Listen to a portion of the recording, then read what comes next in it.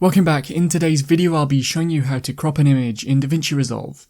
Remember to leave a like and feel free to subscribe if the video helps. Let's get into the method. To crop images in Resolve, make sure you're in the Edit tab and that you have the image added to the timeline.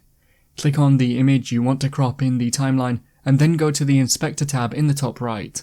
If it's not open, click on where it says Inspector. Now choose Video in here and look for the cropping section.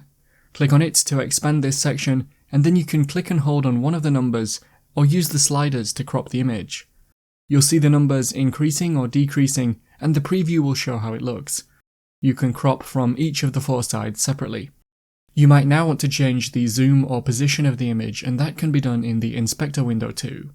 And so that is how to crop an image in Davinci Resolve. Click the card on screen now to watch a video of mine showing you 10 easy ways to speed up your Windows PC.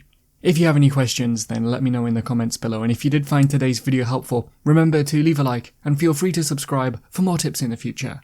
Be sure to stick around to see some of my other videos that you might be interested in. Thanks so much for watching, and I will see you in another video.